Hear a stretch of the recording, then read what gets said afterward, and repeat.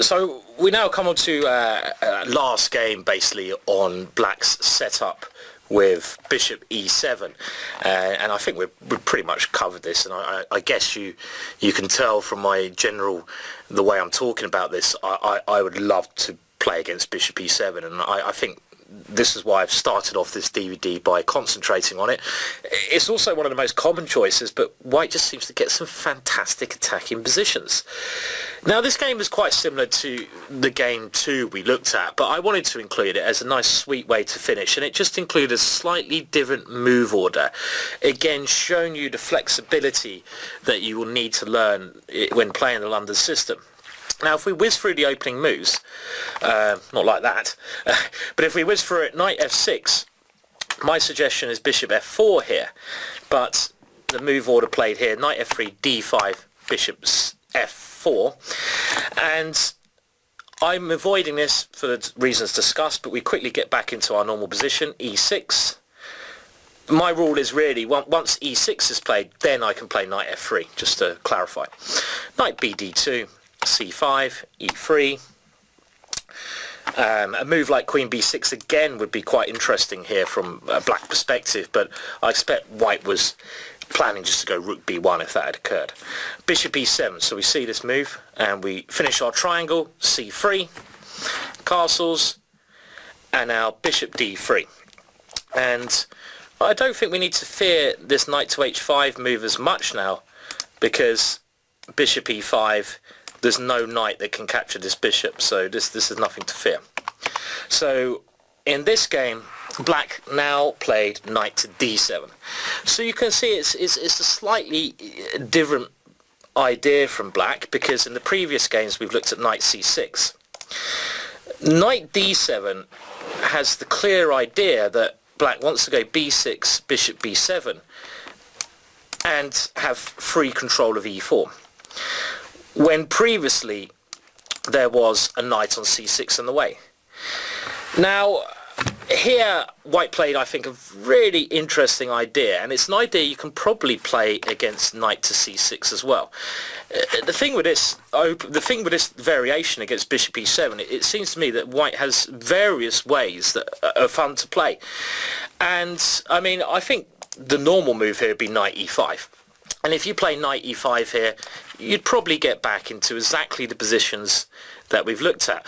But I prefer the way White plays this, because after the move knight e5, I think Black would be forced to go knight takes knight, and he may be able to find this f5 move.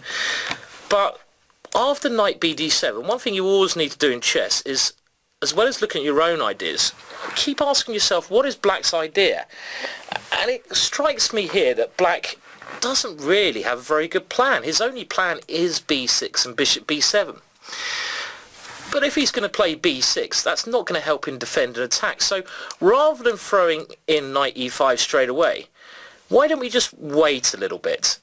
And I think the move h4, which fits in perfectly to our attacking plans, is the best move. Remember, I mean, you can, if you want to put your slippers on and go and get your cup of Bovril, you can castle here. I'm never playing that move. I'm relying on the h4 ideas.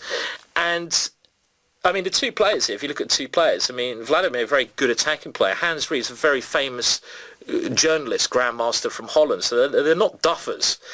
But I really like this h4, because what does Black do? Black doesn't, to me, seem to have a useful move. And this just helps us, because we are going to go knight e5, but we're gaining kind of a move here. I mean, we might even go knight g5 if you want to be really adventurous. And I don't see a plan for Black. I mean, h6 is the move the computer keeps coming up with, but it just looks so risky. I mean, at some point, g4, g5 is going to break on through. I mean, even rook g1 here is not out of the realms of absurdity with this pawn coming up the board. All the White's pieces are really well placed for the attack. So Black played b6. And now knight to e5 was played. And we can see how the moves b6 and h4 have only really helped White here. Black decided to take on e5. I mean, I suppose in this position, Black could consider bishop to b7 here. He could consider bishop b7, and this might well be a better move. And the standard move that, you know, white plays against this is queen f3, because you want to fight for e4. You want to fight for control of e4, and this does fight for that. And next we're going to go g4, g5, and a very interesting attacking position. So queen f3 would be a standard move here.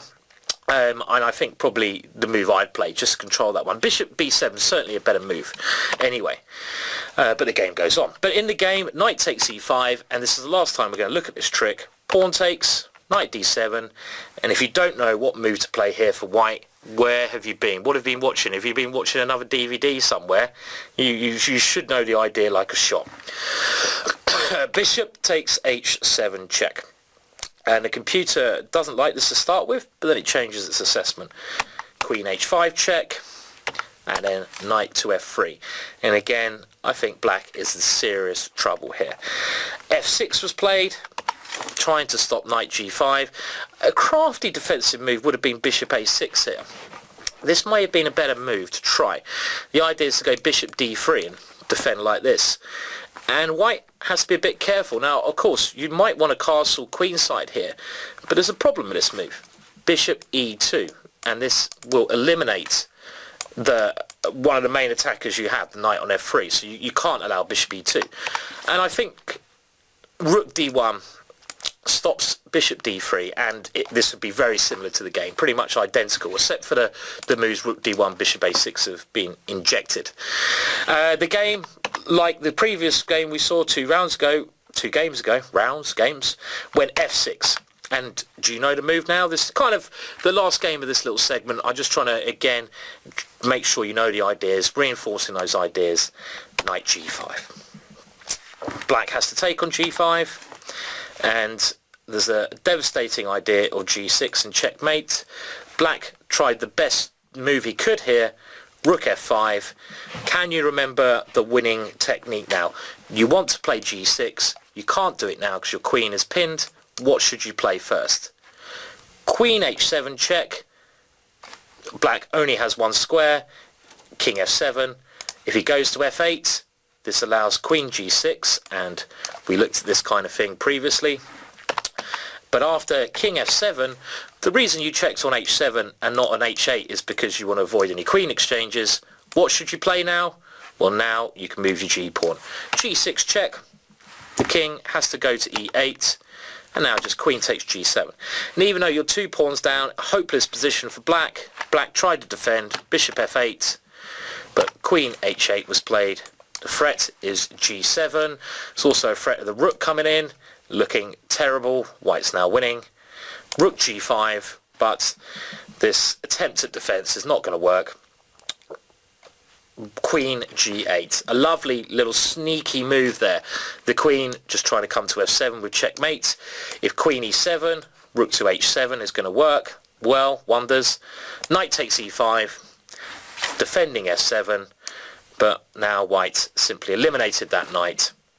And after king d7, trying to run away, rook to h8, increasing the pressure. g7 is a major threat.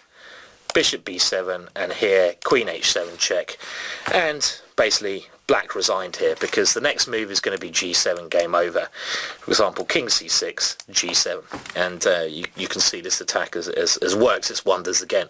So I think really that is all I want to do to sum up this chapter on bishop e7 and these kind of positions we're looking at here. Now, of course, I don't believe this attack I demonstrated is winning. But I do believe it's certainly not worse, and I'd always want to be white. And black has to be so careful not to get crushed. Even if he plays carefully, you're still going to get a very good attacking position. So I think it's a very good way to play, and I hope you enjoyed those ideas against this very common bishop